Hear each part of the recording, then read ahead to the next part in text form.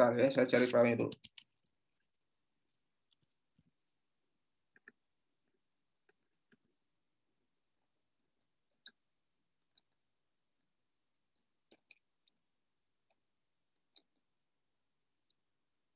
Ya, sekarang kuliah 10 ya.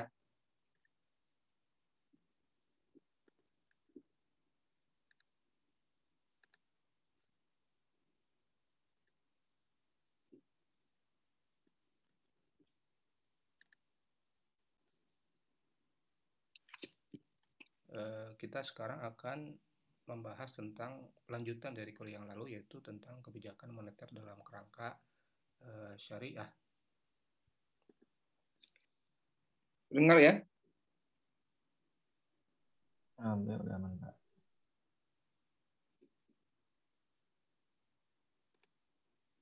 Ada mazhab-mazhab dalam kebijakan moneter yang akan kita ulas dalam kuliah kita kali ini. Ya, kemarin kita sudah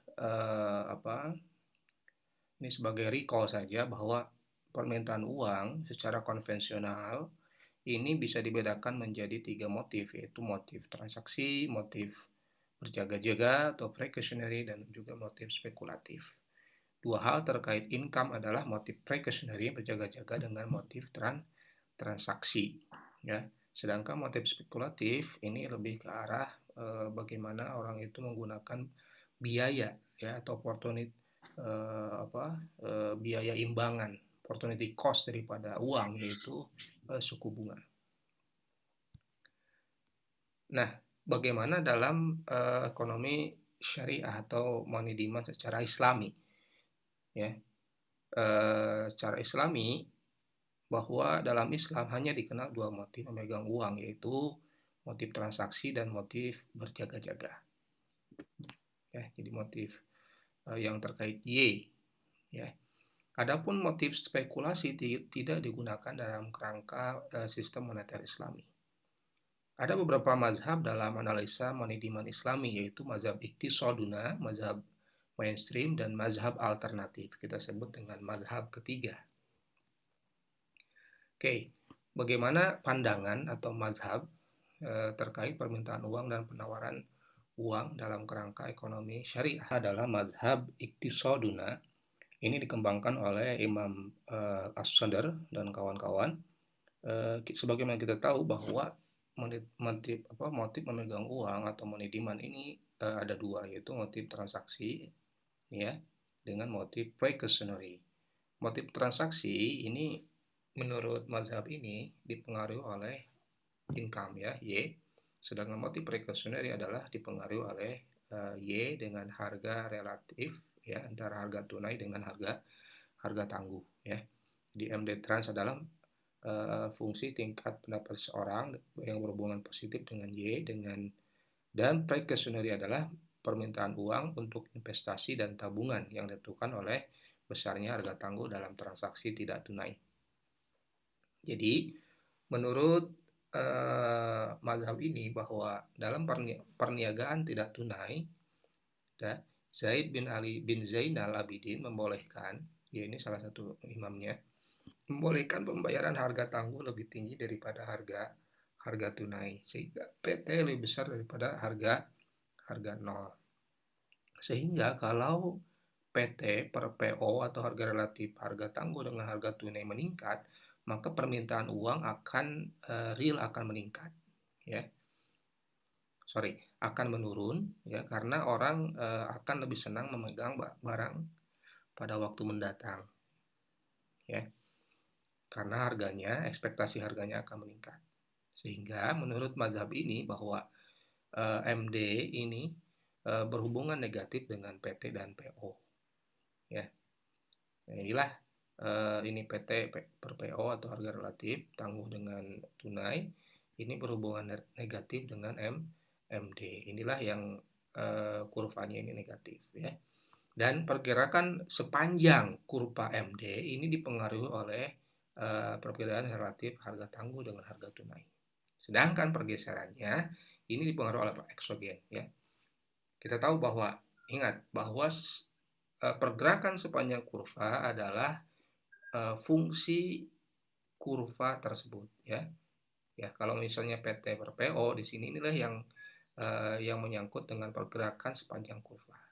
Adapun kalau variabel eksogenus inilah yang menggeser ya kurva tersebut ya. Jadi kalau kita mendorong meja itu bukan mejanya sendiri yang bergeser ya, tetapi ada faktor yang lain yang menggeser meja tersebut. Itu analoginya ya.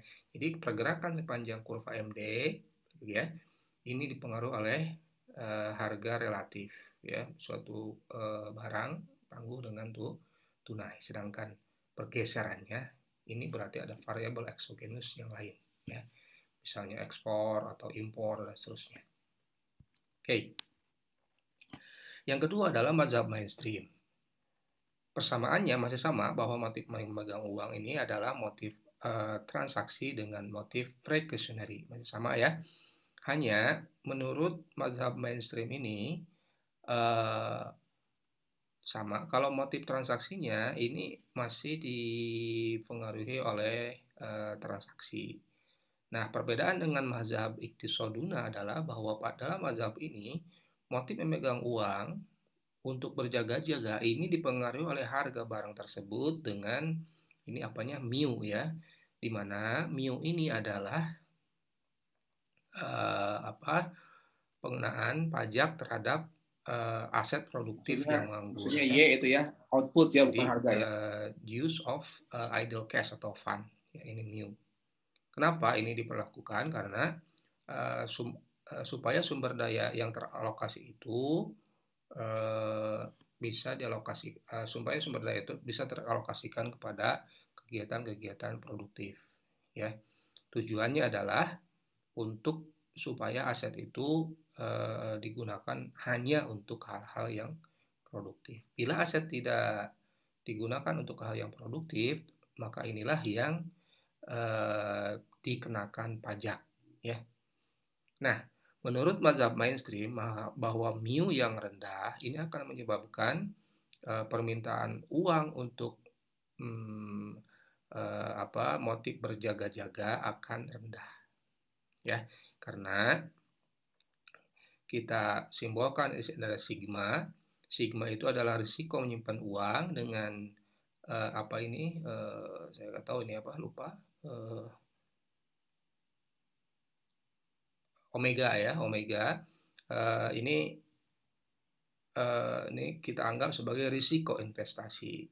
Nah, hubungan sigma mu dengan risiko investasi kira-kira bisa digambarkan bahwa sigma adalah mu minus risiko investasi.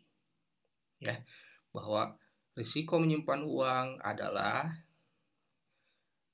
pajak ya terhadap idle cash dikurangi dengan risiko investasinya ya.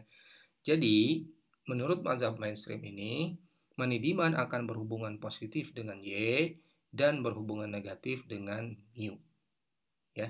Jadi intinya sama saja sebenarnya ya. Yang sudah kita bahas sebelumnya menurut ya. mazhab mainstream ini diperkenalkan Yang McWally motif mu ini ya, bahwa suatu aset ini harus dipajak ya, aset yang tidak produktif itu harus dipajak untuk mengurangi risiko aset itu dialokasikan untuk hal-hal yang non produktif. Oke. Yang ketiga adalah mazhab alternatif. Alternatif ini menyangkut konsep endogeneity dalam Islam ya, bahwa keberadaan uang pada hakikatnya adalah representasi dari volume transaksi yang ada dalam sektor real ya. Ini menurut Choudhury. Nah, menurut mazhab alternatif, Islam ini menganggap bahwa perubahan nilai tambah uang tidak didasarkan pada semata-mata perubahan waktu. Ya, berarti bukan hanya time value of money ya, bukan terkait itu, melainkan melalui pemanfaatan uang tersebut secara ekonomis. Jadi usaha yang dilakukan. Jadi uang ini bisa bertambah nilai jika dan hanya jika ya aset tersebut atau uang tersebut dimanfaatkan untuk kegiatan usaha yang produktif. Menurut mazhab alternatif tidak bisa kita yang bermotif untuk menambah nilai uang kalau kita hanya simpan di aset-aset yang tidak produktif. Ya ini masalah spirit dari ekonomi Islam itu seperti itu. Nah, secara makroekonomi, konsekuensinya adalah nilai tambah uang dan jumlahnya hanya representasi perubahan dan pertambahan di sektor real. Ingat, ya, ini kan sebenarnya sejalan dengan pandangan Al-Ghazali bahwa uang itu adalah cermin daripada sektor real, ya. Jadi uang itu tidak bisa bertambah atau berkurang nilainya. Ini kalau tanpa ada pertambahan, ya, atau pengurangan dalam sektor real, ya. Dengan demikian, landasan sistem moneter Islam selalu berpijak pada sektor makroekonomi real, ya. Ini. Oke. Mikroekonomi. Konsekuensinya adalah permintaan uang adalah representasi keseluruhan transaksi. Berarti kalau transaksi itu apa? Kapasitas dan volume dalam sektor real, ya. Apa itu? Variabel-variabel tersebut adalah variabel sosioekonomi, kebijakan pemerintah, informasi masyarakat, objektif akan kondisi real perekonomian, ya. Jadi menurut mazhab inilah yang disebut dengan koneksi kuat antara sektor real dengan sektor moneter, ya. Sektor moneter. Jadi sektor moneter itu tidak bisa berkembang dengan sendirinya kalau itu bukan representatif daripada sektor realnya. Nah, bagaimana pemodelannya? Menurut mazhab alternatif, pemodelannya bahwa uang ini bersifat endogen. Ya, endogen itu apa? Dalam ini endogenity dalam uang menganggap permintaan dan penawaran uang akan dipengaruhi oleh profit sharing atau expected rate of profit, ya, yang mencerminkan representasi pertumbuhan ekonomi. Kalau profit sharing berarti kan mudharabah sharing rate gitu, ya. Nah, ini modelnya bahwa money supply adalah fungsi dari inilah, ya, expected profit nih dari semua sektor dalam perekonomian. Ini namanya, ya, ini profit, ya, ini expected profit nih, ya, ditambah dengan X dengan Y. Apa kemarin tuh X tuh, X adalah variabel sosioekonomi dan kebijakan pemerintah, ya, Y ini. Oke. Ini money supply dan ini money demand. Ya, RB itu adalah apa? Rasio profit sharing. Ya, Y adalah pendapatan real, P adalah tingkat harga, S adalah total pengeluaran nasional, R adalah reserve requirement dari bank sentral, S adalah pengeluaran nasional, X adalah variabel sosioekonomi, Y adalah kebijakan pemerintah, dan variabel ini adalah induced knowledge, ya, pengetahuan masyarakat akan kondisi objektif dalam tiap-tiap variabel. Ya, ingat di sini tidak ada, ya, yang terkait motif spekulasi dalam hal ini. Ya, ini money demand adalah fungsi dari hal-hal tersebut. Ya, tidak ada motif spekulasi, tapi adalah cerminan daripada apa-apa yang terjadi dalam sektor real. Oke. Nah, bagaimana tentang konsep uang beredar dalam 3 mazhab moneter Islami? Ya, dalam ekonomi Islam ada beberapa mazhab yang tadi disebut, dan kurva penawaran uang pun akan berbeda, ya. Perbedaan pandangan ini disebabkan hanya perbedaan asumsi saja yang melatar belakangi kerangka pikirnya, ya. Nah, menurut mazhab Iqtisaduna bahwa jumlah uang beredar atau MS ini akan bersifat elastis sempurna, ya. Jadi kurvanya kurva horizontal, ya.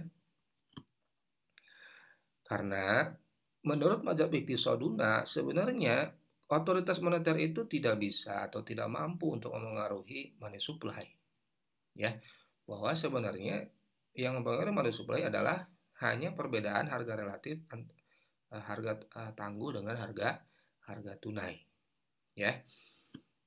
Nah, menurut mazhab Iqtisaduna bahwa pendapat ini didasarkan pada asumsi ini di zaman Rasulullah ini mata uang itu adalah dinar dan dirham, dan ini adalah sebenarnya adopsi atau impor daripada Roma dan Persia. Jadi di zaman Rasulullah ini tidak ada bank sentral, ya.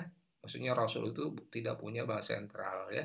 Jadi ikut ke satu imperium tertentu yang menciptakan money supply dengan money demand. Nah, ini sebenarnya mirip model ekonomi yang sekarang, ya, bahwa sebenarnya ya itulah bank sentral sebenarnya, ya.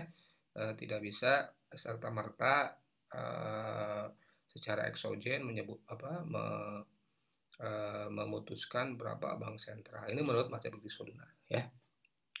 Nah, karena tidak ada bea masuk, maka uang yang beredar itu bersifat elastis, ya. Artinya, besar sedikitnya uang tidak akan mempengaruhi harga tangguh relatif PT dengan PY, ya, P0, ya. Elastisitas penawaran didukung dengan tidak adanya bank sentral yang melakukan pencetakan mata uang sendiri pada masa tersebut, ya. Ya, berarti kan di zaman Rasulullah kita itu dianggap sebagai small and open economy, ya. Small and open economy itu kita mengadopsi saja mata uang dinar dan dirhamnya dari imperium yang berada saat itu. Oke, next. Nah, sehingga apa konsekuensinya? Yang tadi MS, IS, LM gitu, ya, tapi IS-nya kita skip sekarang. Nah, menurut mazhab Iqtisaduna, tinggi rendahnya permintaan dinar atau dirham atau disebut money demand ini tergantung pada perdagangan barang dan jasa luar negeri, ya. Jika permintaan uang naik, maka dinar akan diimpor dengan cara pasar melakukan ekspor barang luar negeri, ya. Dan jika permintaan uang turun, maka impor dari luar negeri yang akan dilakukan. Jadi ini secara grafik bahwa adjustment untuk money demand ini adalah melalui perdagangan, ya, melalui perdagangan ya internasional, ya, saat itu karena Rasulullah SAW melakukan perdagangan internasional, ya. Nah, itu. Tetapi mazhab ini ya bisa relevan atau tidak relevan dalam konteks ekonomi sekarang, dan juga pada kenyataannya bank-bank di negara-negara atau ya termasuk negara muslim pada kenyataannya mempunyai bank sentral yang secara otoritatif by law, secara hukum bisa meng-create money supply. Oke. Ini Iqtisaduna ini kan terkenal dengan mazhab purifikasi, bahwa sebenarnya ekonomi itu adalah ekonomi Islam itu harus dependable, ya, harus dependent, harus terpisah daripada ekonomi konvensional, ya. Ya, Iqtisaduna kan ekonomi kita gitu, ya, ekonomi kami, bahwa ekonomi itu harus ada purifikasi, ya. Makanya mazhab Iqtisaduna itu cukup ekstrim, ya, cukup ekstrim, karena ini seolah-olah kita soliter, ya, dengan hal-hal yang terjadi di dunia luar, gitu, ya. Oke. Nah, menurut mazhab Iqtisaduna bahwa kebijakan pendukung yang diberlakukan pada masa Rasulullah itu bertujuan untuk menciptakan pasar persaingan sempurna, ya. Ya.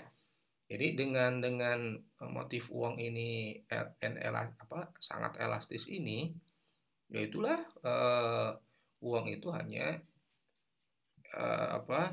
determined by perdagangan internasional, ya. Penimbun uang atau Hijaz, penimbun uang atau barang yang menyebabkan hilangnya barang atau uang di pasar dilarang karena berdampak pada kelangkaan harga barang, ya, yang akan meningkatkan harga-harga barang tersebut. Ya, maka kebijakan yang diambil oleh pemerintah Hijaz, bukan pemerintah Hijaz, terjadi ketika terjadi Hijaz itu apa? Satu, mengenakan sejumlah pajak terhadap barang atau uang tersebut. Yang kedua, melarang talaki rukban, ini salah ya. Talaki rukban atau membeli barang dari pedagang yang belum masuk pasar. Jadi ini untuk mencegah bahwa barang itu ada spekulatif, ya, dan juga ada di sini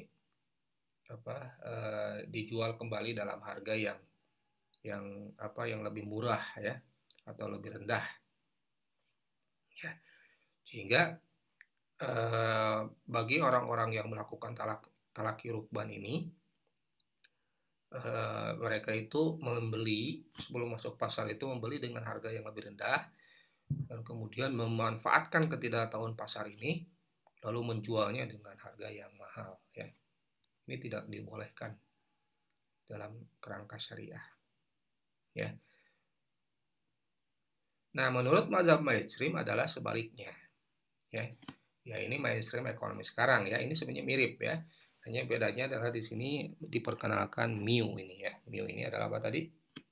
Menurut pajak terhadap barang-barang yang tidak investasi atau memegang uang yang tidak produktif, ya.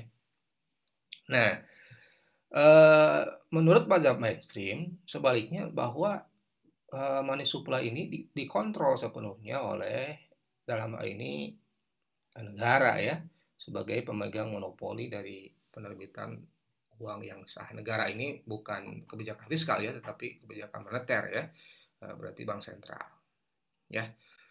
Nah, ini pun menurut mazhab mainstream ini itu pun sama, masih landasannya adalah perekonomian di zaman Rasulullah. Kalau tadi menurut mazhab itu sudah adalah terkait perdagangan, ya, perdagangan barang dan jasa internasional, maka menurut mazhab mainstream ini adalah berkaca pada Baitul Mal pada zaman Rasulullah.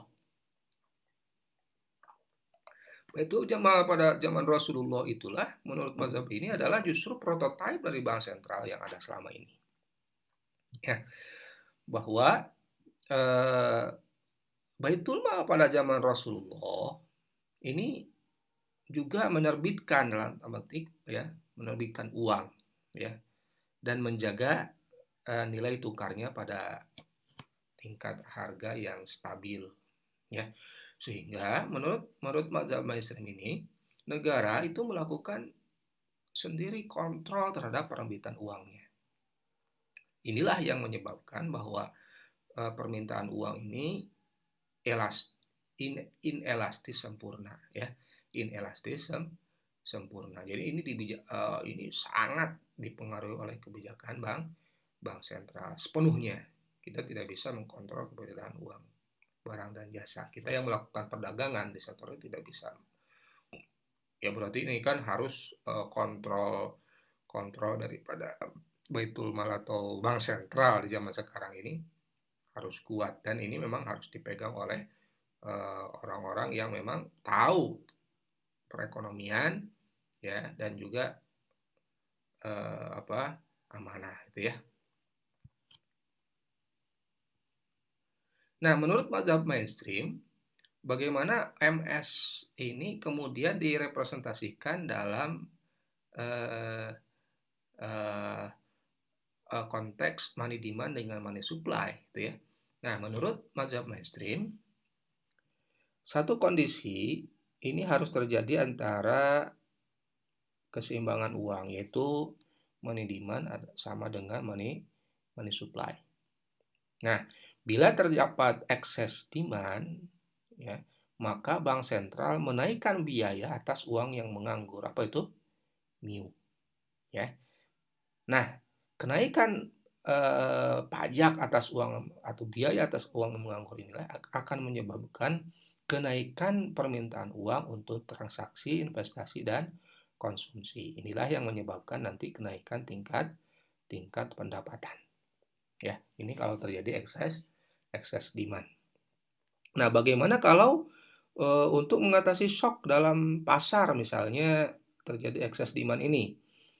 Maka kebijakan yang ditempuh adalah bukan dengan mencetak uang, tetapi memengaruhi perilaku money demand itu sendiri dengan pengenaan biaya terhadap aset atau uang yang idle.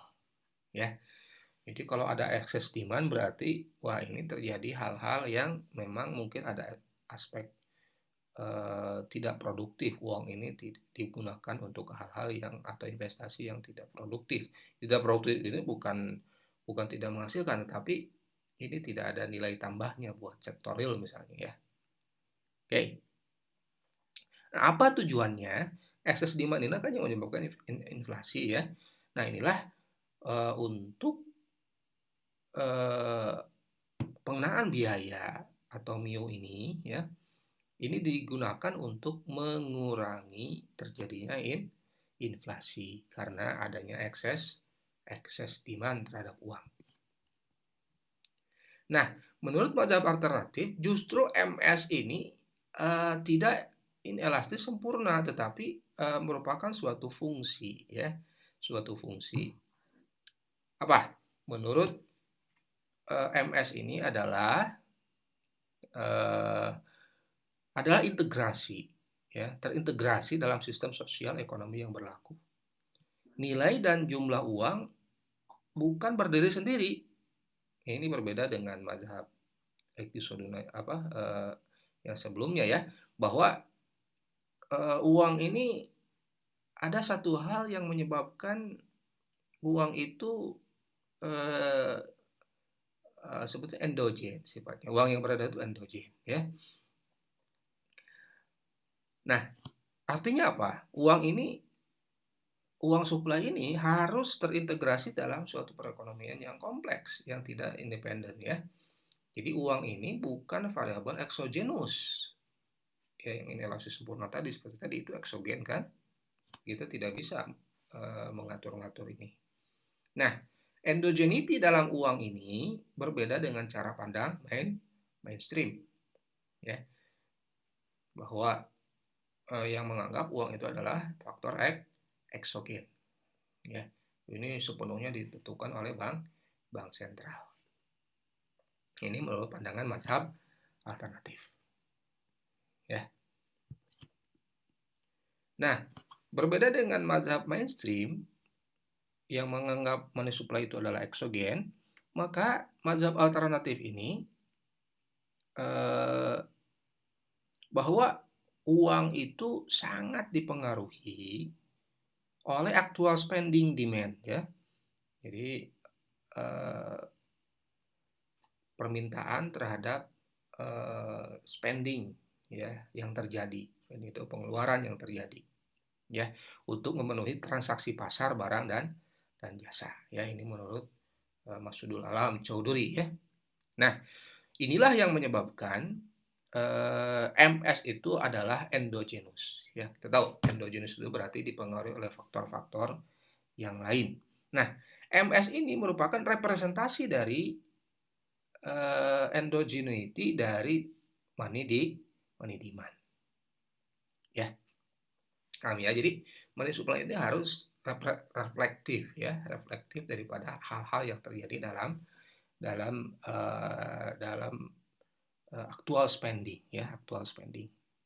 Nah, menurut mazhab alternatif bahwa kondisi objektif pasar ini akan terjadi ketika setiap individu mengambil putusan berdasarkan informasi objektif pasarnya. Inilah yang disebut dengan variabel informasi ini ya, masuk ke sana. Oke. Nah, menurut mazhab alternatif yang menganggap uang itu adalah endogen, maka instrumen yang digunakan untuk mempertemukan kedua fungsi tersebut adalah satu variabel yang mampu merefleksikan kondisi real suatu perekonomian.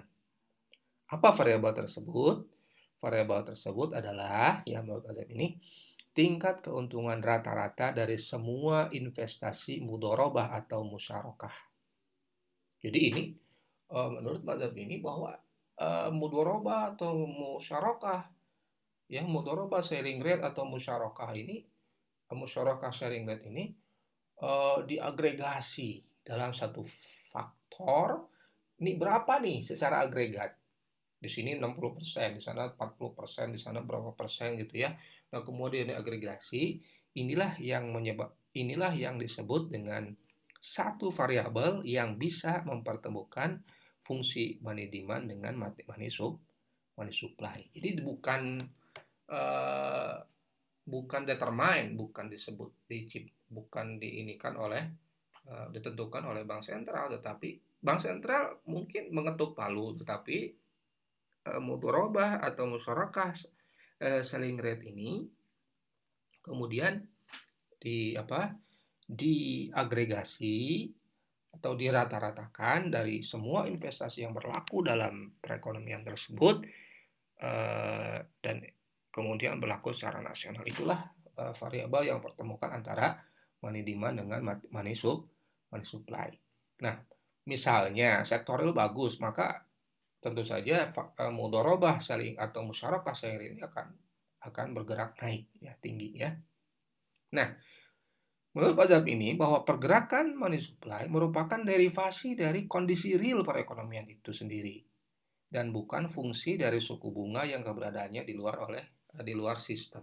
Ya, suku bunga kan seolah-olah ini adalah hal yang lain di luar sektor real. Ujung-ujung ada suku bunga. Nah, menurut mazhab alternatif ini bahwa justru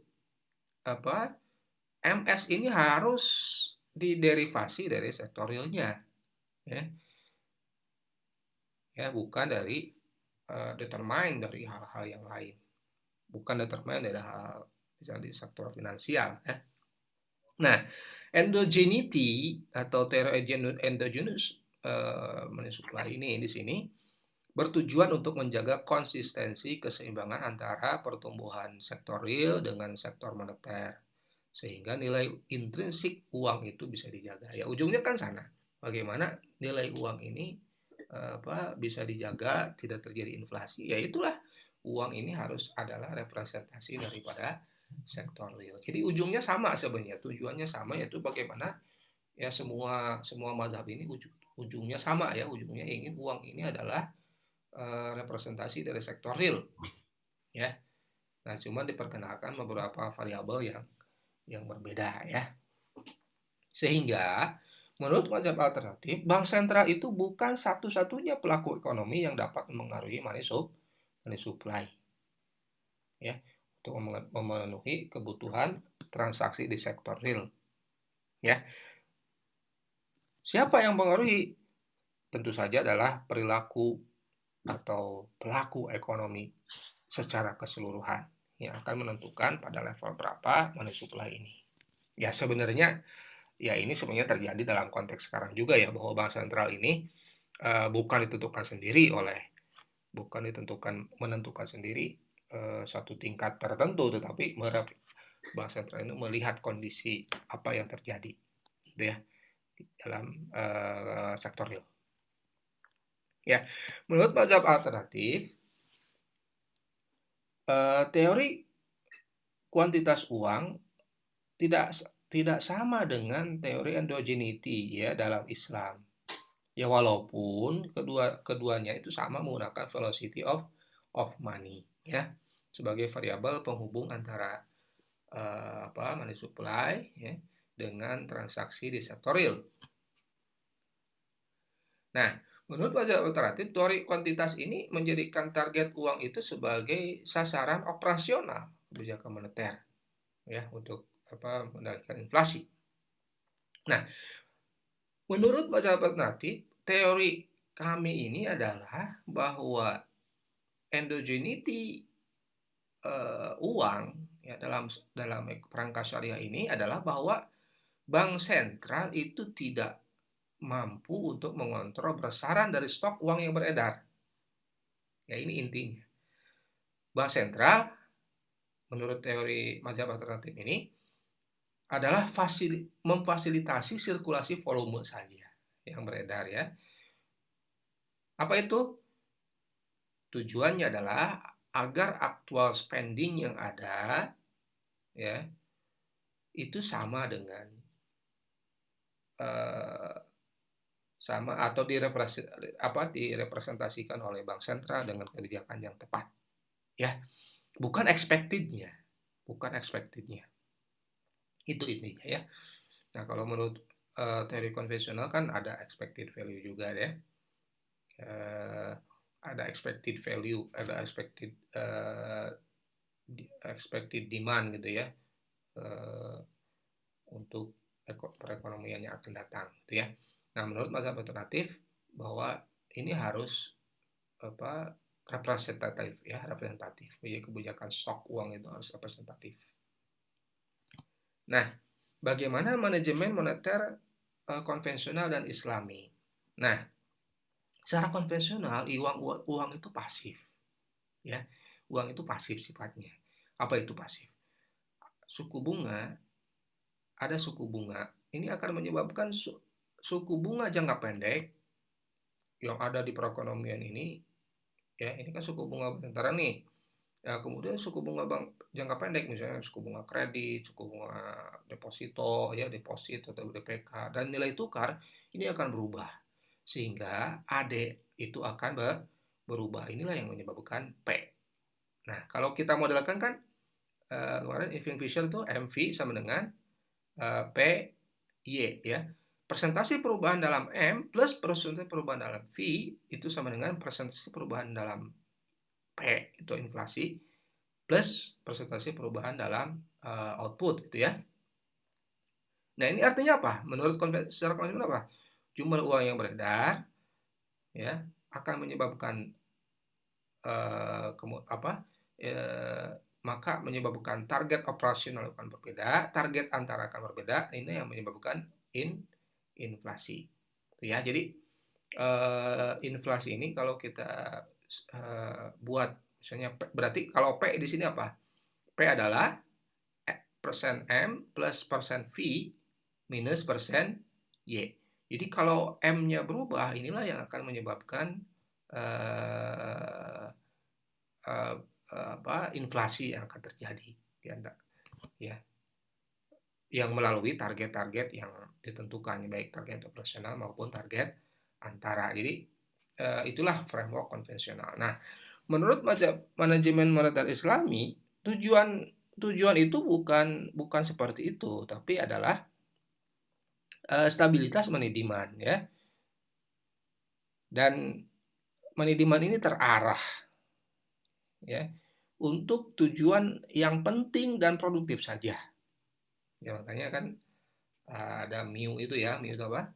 Idle ya. Untuk investasi yang idle ini dikenakan pajak yang tinggi ya.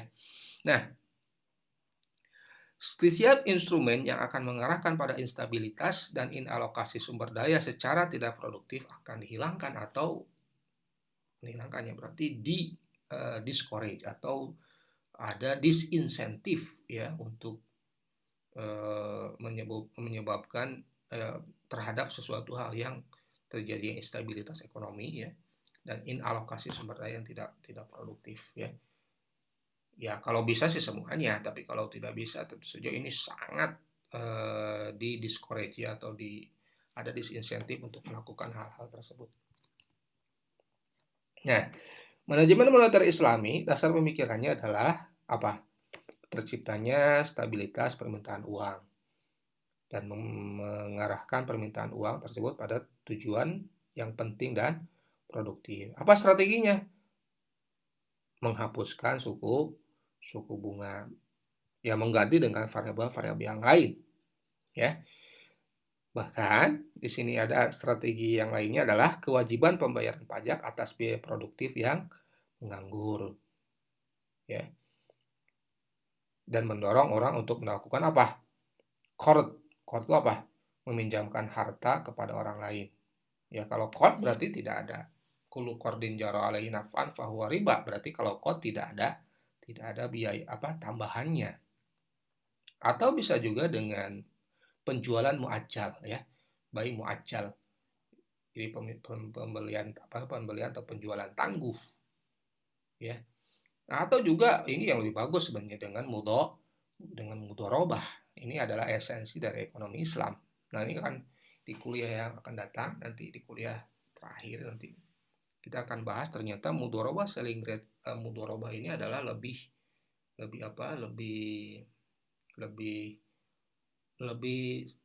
membuat perekonomian itu lebih adil dan juga lebih stabil ya. Nah, pemilik dana akan menginvestasikan dananya pada kegiatan yang menciptakan keuntungan yang besar ya, atau actual return-nya ya. Maka karena actual return ini tidak terjadi fluktuasi yang tinggi seperti hanya suku bunga, maka inilah yang menyebabkan money demand stabil sehingga tingkat inflasi pun akan relatif lebih terjaga, lebih prudent ya. Nah, instrumennya apa? Instrumennya adalah tentu saja akan berbeda-beda. Seperti tadi kan dibedakan, tujuannya sama ya. Tujuannya sama apa tuh? Uang itu adalah reflektif dari sektor real dengan instrumen yang berbeda-beda ya. Nah, menurut mazhab Iqtisaduna, bahwa pada awal masa Islam tidak diperlukan suatu kebijakan moneter. Karena apa? Karena hampir tidak ada sistem perbankan dalam Islam dan saat itu tidak ada penggunaan uang yang relatif besar gitu ya. Ya, karena kan kita sebut small open economy, Rasulullah itu mengadopsi daripada sistem moneter dari Romawi.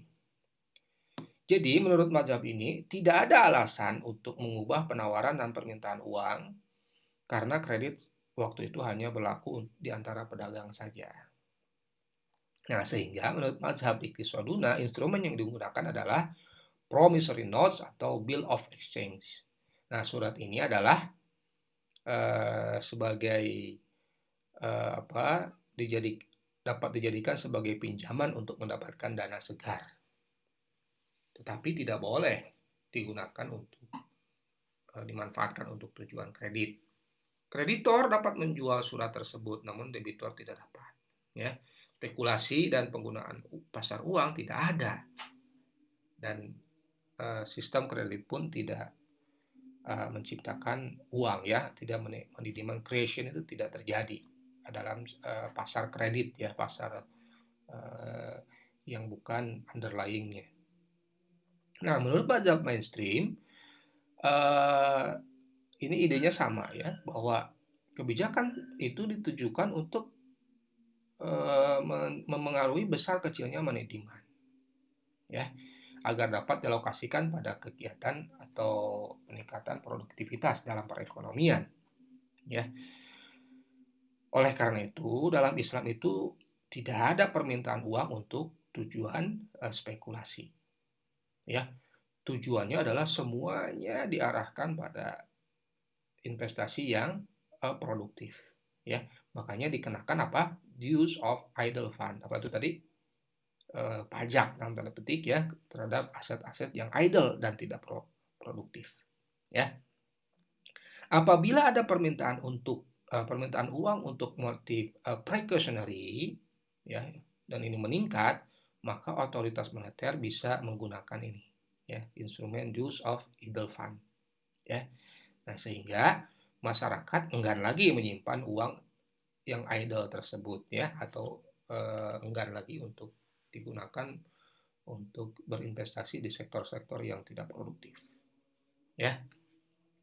Nah, implikasinya adalah masyarakat akan kembali mengalokasikan uang idle itu ke sektor ekonomi yang produktif ya. Kalau dibahasakan yang produktif itu bukan hanya menghasilkan, tapi ini itu berkualitas ya. Investasi yang diarahkan pada sektor finansial yang tidak ada hubungannya dengan sektor real ini kan sebenarnya tidak produktif ya, tidak berkualitas secara pembangunan. Nah, inilah yang sebenarnya esensinya itu dikurangi oleh dalam kebijakan moneter Islami, ya, instrumennya itu dengan use of idle fund. Nah, menurut mazhab alternatif, sistem moneter yang dianjurkan adalah syurotic proses, ya. Apa itu? Bahwa kebijakan moneter ini berdasarkan hasil musyawarah dengan siapa? Dengan sektor real. Jadi ini inspirasi bahwa bank sentral itu adalah bukan otoritas fiskal, bukan otoritas sektor real, tetapi sistem moneter itu harus berkoordinasi, bermusyawarah dengan apa yang terjadi di sektor real. Ya. Keseimbangan yang terjadi di sektor moneter adalah derivasi dari keseimbangan yang terjadi di sektor real.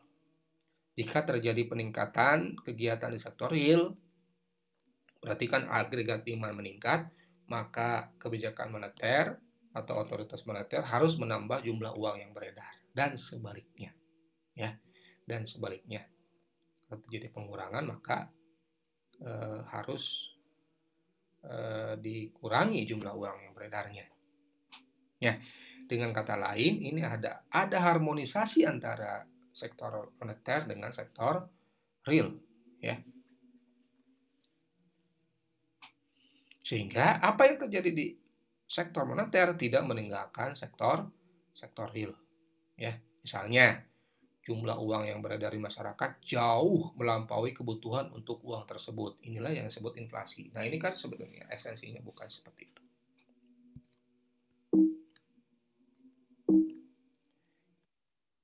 Nah, itu ide dari instrumen-instrumen kebijakan moneter, ya, di semua mazhab. Jadi intinya inspirasinya sama, tapi instrumennya yang digunakan itu berbeda-beda.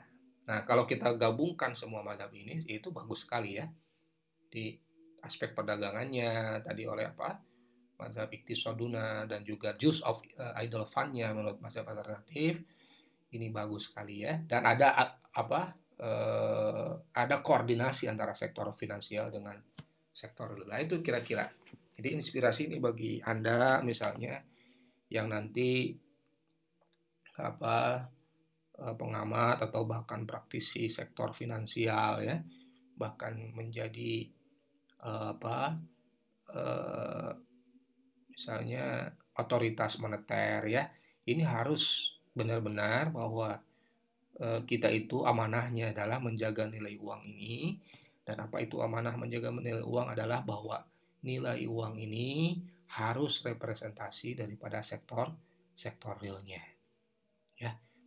Jadi perhatikan apakah motif-motif yang ada di masyarakat ini spekulatif yang menyebabkan nilai uang secara moneter itu jauh melebihi dari kebutuhan realnya yang menyebabkan inflasi. Nah, inilah yang harus kita reduksi, yang harus kita turunkan keberadaannya. Demikian kuliah ini. Silakan sekira ada pertanyaan bisa di New LMS atau di bisa di komen di YouTube ini dan juga melalui channel-channel yang lain. Demikian, wabillahi taufiq wal hidayah. Assalamualaikum warahmatullahi wabarakatuh.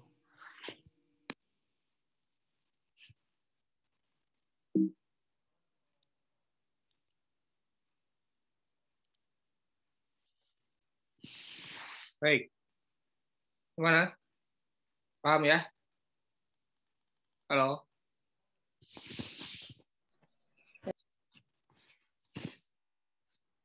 Ada pertanyaan? Ada diskusi? Silakan.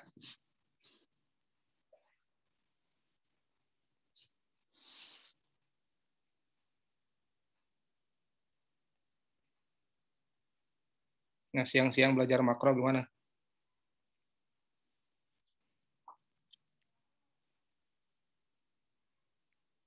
Silakan, kalau tidak ada pertanyaan bisa kita tutup. Kalau ada pertanyaan bisa kita diskusi.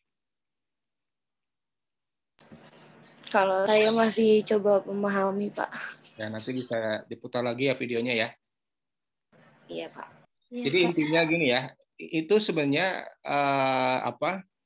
bank sentral di dunia sekarang justru itu ya. Jadi makanya saya putarkan ya, coba ya. Ini ada video BI ini ya. Ini BI ini ya.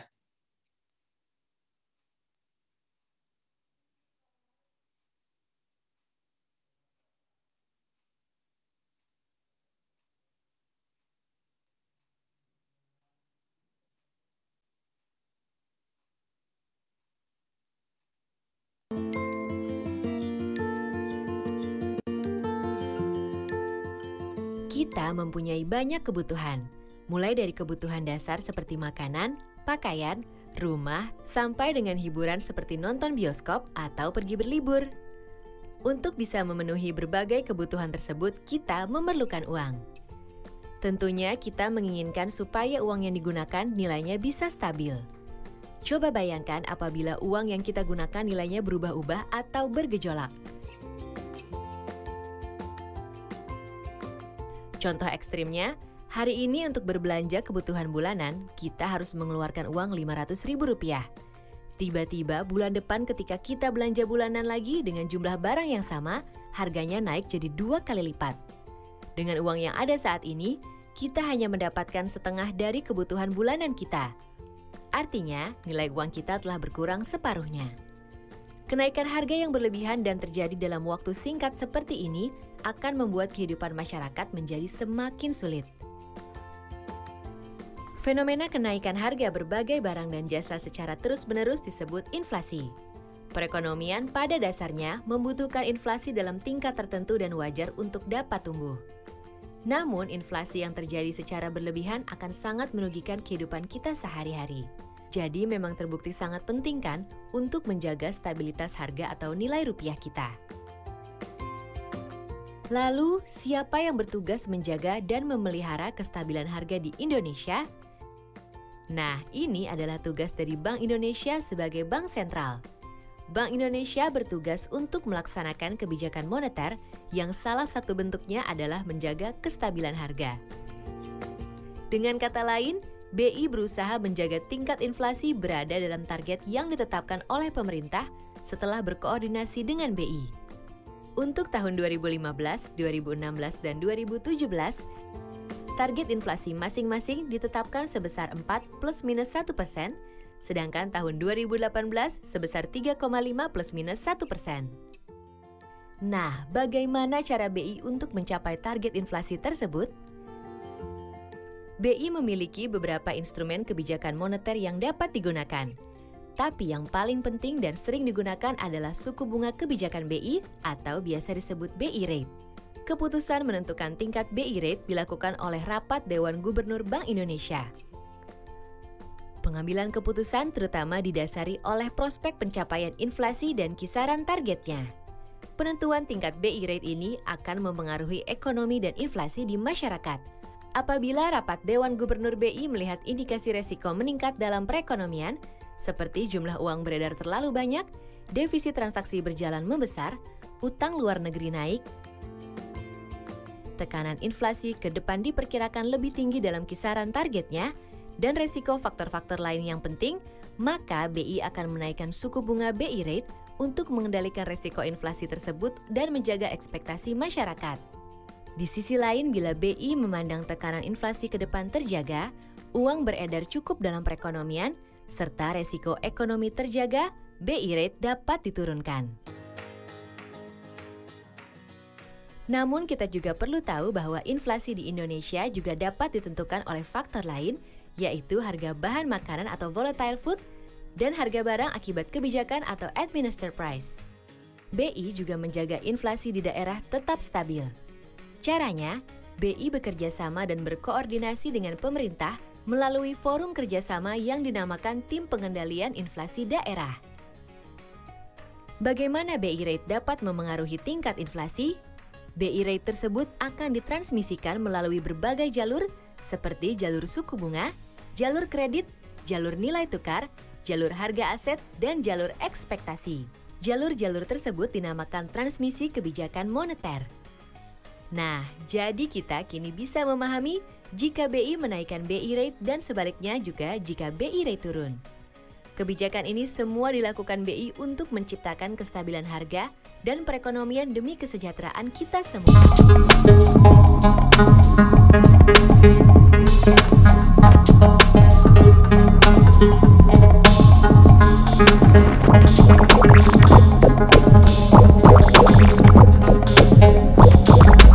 Begitu ya. Jadi sebenarnya BI pun tidak bisa. Hasil keputusan dari FOMC meeting the Federal Reserve sudah keluar, akhirnya sah, terkonfirmasi bahwa rezim suku bunga rendah dari Amerika Serikat dan nanti tentu saja akan merembet. Jadi itu barusan ada cheat ya. Rezim suku bunga rendah. Artinya memang suku bunga itu menciptakan inefisiensi, itu yang pertama ya. Jadi sebenarnya tidak bisa lagi dipakai lagi sebenarnya ya. Jadi semakin tinggi suku bunga itu kan mencerminkan premi risiko yang semakin tinggi gitu kan, sehingga itulah yang menyebabkan alokasi ya distribusi ekonomi itu tidak merata ya. Itu sebenarnya inspirasi ya. Nanti saya kemarin baru kuliah tuh pasca ya, ke mahasiswa pasca saya sampaikan tuh, bisa kalian cek juga videonya ya di saya itu, bahwa ternyata inefisiensi itu termasuk oleh Milton Friedman sekalipun gitu ya, inefisiensi ekonomi itu disumbangsihkan oleh rezim suku bunga ya, rezim interest rate. Itu yang pertama. Yang kedua, even ketika terjadi dalam kondisi normal gitu, dalam kondisi normal, seluruh bank sentral sekarang itu tidak tidak bisa gelap mata dengan sektor real. Ya, mau tidak mau itu harus memperhatikan sektor real. Itu tadi kan, makanya BI itu tidak bisa langsung saja mencetak uang gitu kan, atau meng-create money demand itu seperti apa ya, mengeluarkan kebijakan moneter itu tanpa melihat sektor realnya ya. Itu yang pertama. Yang kedua, tanpa koordinasi tidak bisa ya, tanpa koordinasi itu tidak bisa. Bahkan kalau tidak seperti itu nanti kalau BI itu hanya serampangan gitu kan, melakukan kebijakan moneter, itulah yang akan menjadi malapetaka dalam perekonomian. BI itu harus berkaca ya, bank sentral itu harus berkaca apa yang terjadi di sektor realnya. Itu kan sebenarnya inspirasi yang juga itu yang sebenarnya diinspirasikan oleh ketiga mazhab dalam ekonomi Islam itu sendiri ya.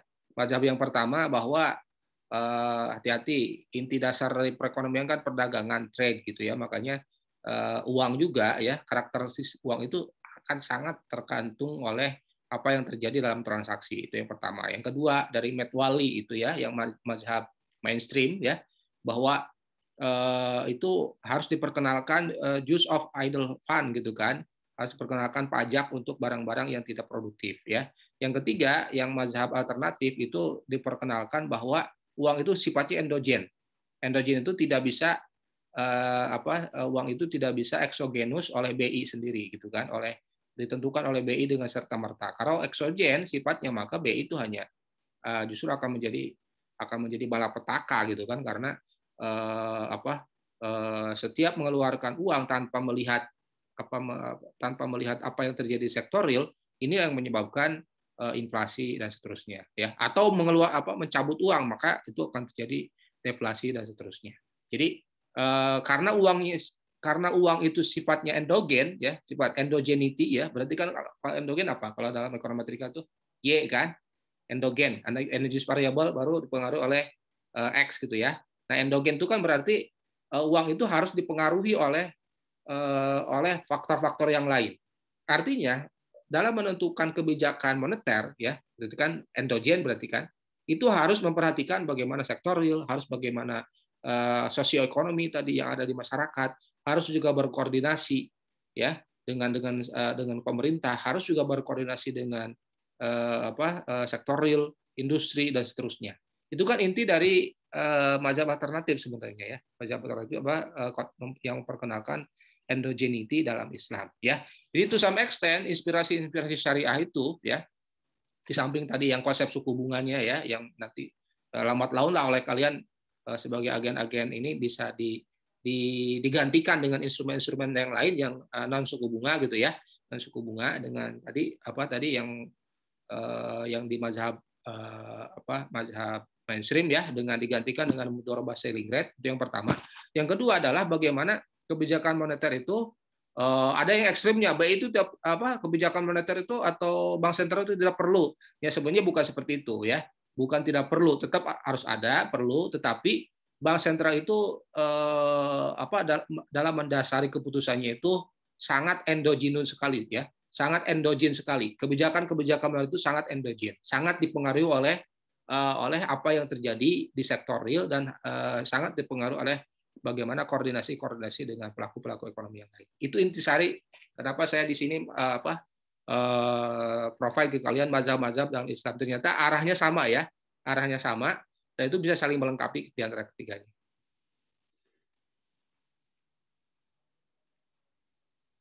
Mana masih puyeng nggak? Mudah-mudahan nggak puyeng ya. Mudah-mudahan nggak puyeng ya. Jadi gini, saya tuh ke kalian ya, saya tuh memang dididik secara konvensional saya itu ya. Jadi interest saya dulu waktu S1 sudah belajar ekonomi syariah karena dulu kan nggak ada departemen XR gitu ya. Saya itu dididik secara konvensional dan senang aja dengan pandangan-pandangan syariah. Kemudian saya baca bukunya dulu, kuliah-kuliah mungkin tokoh-tokoh awal dalam XR di Indonesia lah gitu, kita diskusi ya dengan Pak Adi Warman, dengan Pak Prof Didin dan seterusnya. Kemudian di S2-nya juga saya ngambil International Finance gitu ya. Terus lalu saya juga sempat ke Durham University ya, di Summer Schools tuh yang di UK ya, yang Islamic Finance. Jadi memang mau tidak mau ya, ideal Islamic economist ya, ideal ekonomis seorang sarjana ekonomi syariah itu harus tahu dulu gitu, harus tahu dulu ekonomi konvensional. Makanya saya sering bercanda ini kepada mahasiswa XR nih, kalian tuh sebenarnya kuliahnya tuh jangan 4 tahun gitu, mestinya 6 tahun gitu kan. Jadi 4 tahunnya belajar ekonomi konvensional, 2 tahunnya belajar XR gitu. Makanya makro ini kan diganti, langsung makro XR. Makanya saya belajar dulu, saya saya flashback dulu pandangan konvensionalnya, baru belajar syariahnya. Jadi effort kalian tuh harus lebih besar gitu daripada departemen ilmu ekonomi ya. Daripada orang X1 harus lebih, jadi jangan kalah secara teori ekonomi oleh orang IE gitu ya, orang ilmu ekonomi, dan plus ya kalian tuh harus juga tahu inspirasi ekonomi syariah dalam menjawab tantangan-tantangan dalam perekonomian ya, baik itu kebijakan fiskal, kebijakan moneter, atau tadi terkait kesejahteraan dan seterusnya. Ya, siap ya.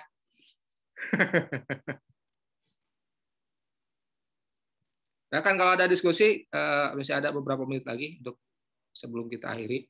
Mungkin on screen dulu ya, kita akan foto nih. Saya akan cross check nih ke kalian nih di absensi ya. On screen dulu ada nggak orangnya nih ya. Saya akan sebelum kita tutup nanti mohon difotokan ya, mohon difotokan nih. Nggak tiap pertemuan saya seperti ini. Ada volunteer siapa ininya koordinatornya, difotokan terus di share screen ya. Di share screen, bukan di share screen, screenshotnya dikirim ke grup ya, dikirim ke grup. Nanti saya cross check nih orangnya ada nggak di absen. Jangan-jangan nggak ada di sini nih. Tapi kalau bisa ada namanya ya. Jadi diklik dulu supaya ada namanya ya. Siapa? Koordinator mohon untuk jadi volunteer ya. Ini yang belum on cam, Ilham, Zaida. Ya, di on cam aja, di on cam ya. Nah, udah. Semuanya ya, mungkin ada 2 kali itu ya. Di saya bisa sih Pak 1 kali, soalnya cuma 36 orang. Oh boleh, ya silakan. Langsung aja ya, 1, 2, 3. 35 berarti ya? Ya, 35 sama Pak. Dikirim aja ke grup. Baik, silakan kalau ada pertanyaan. Kalau tidak ada, kita akhiri kuliahnya. Ada Pak, izin bertanya boleh? Iya. Pertanyaan terakhir Pak. Ya, silakan. Ya. Tadi terkait yang tadi mazhab alternatif yang cukup unik Pak tentang masalah penawaran uang ya Pak. Itu tidak hanya dilakukan oleh bank sentral, tapi juga oleh setiap para pelaku ekonomi yang ada di setiap baik konsumen mungkin perusahaan dan lain sebagainya gitu ya Pak mungkin.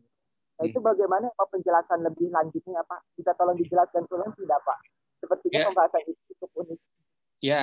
Ya tadi otoritasnya masih sama, otoritasnya tetap bank sentral ya. Otoritasnya bank sentral. Tapi tadi disebut bahwa money supply itu adalah sifatnya endogen.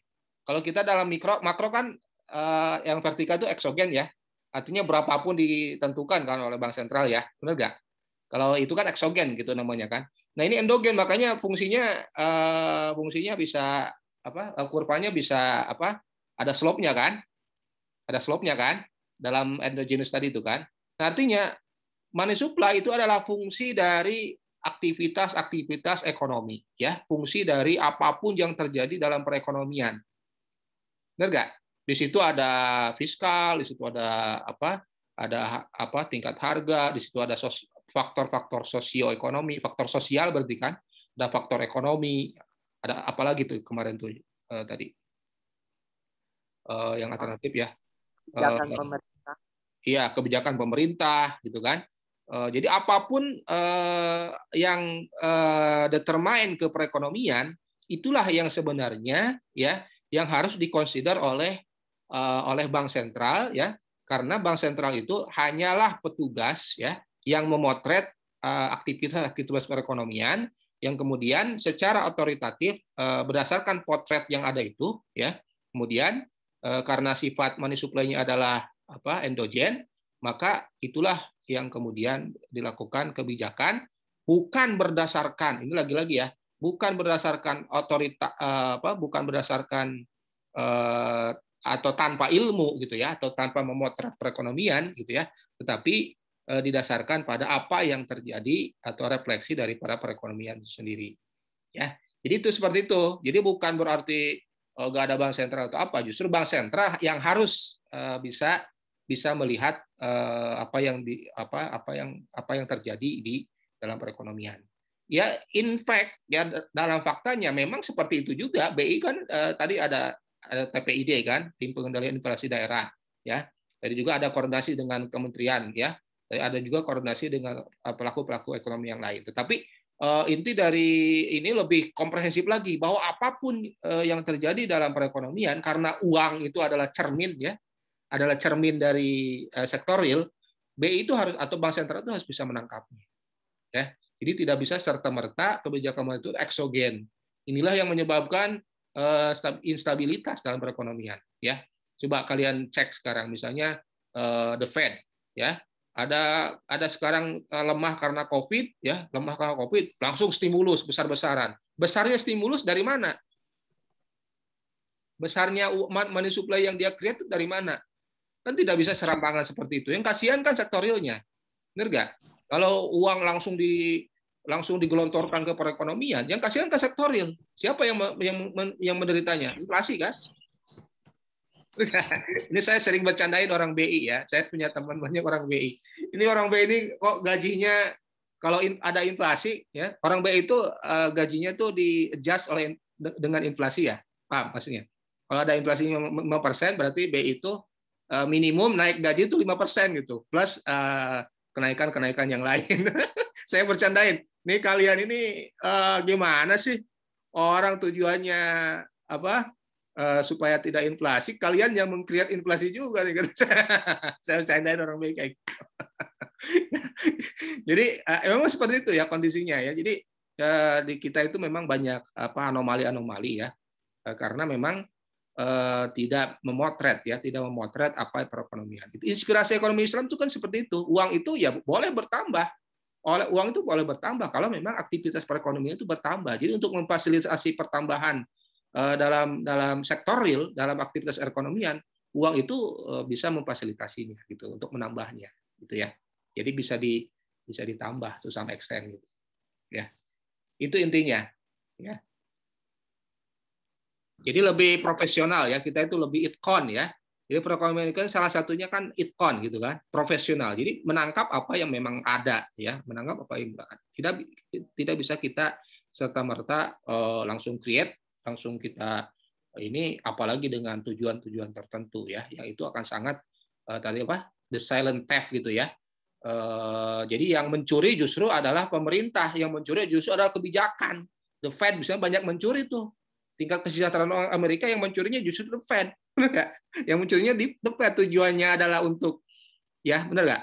Tujuannya adalah mereka untuk stimulasi, tapi jangka pendek loh. Tapi dalam jangka panjang, inflasi itu akan dirasakan loh sampai kiamat, benar nggak? Sekali harga naik kan susah lagi untuk turun, enggak? Benar nggak? Yang tadinya harga bawah, misalnya apel itu, apel ya, bukan apple ya, apel ya, 1.000 per kilo misalnya. Selagi udah misalnya 10.000 karena inflasi yang bukan karena apel itu, tapi inflasi moneter, ya itulah harganya nggak bisa turun lagi. Ya disebutnya inersia nggak bisa turun lagi. Jadi kalau kebijakan itu serampangan tanpa ada proses-proses yang ilmiah, ya apa memotret tadi, itu malah kebijakan moneter itu akan mengurangi kesejahteraan masyarakat. Ya, itu yang tidak boleh. Itu yang tidak boleh. Jelas ya?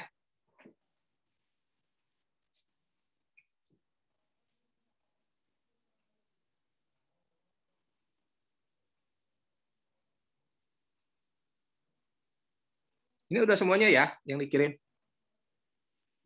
Oke, kalau tidak ada kita akhiri kuliahnya ya. Kecuali ada yang resen lagi. Kita akhiri kuliahnya dengan pembacaan hamdalah dan doa kafaratul majelis. Alhamdulillahirobbilalamin. Subhanakallahumma wa bihamdika. Demikian. Assalamualaikum warahmatullahi wabarakatuh. Waalaikumsalam warahmatullahi wabarakatuh. Jazakallahu khairan.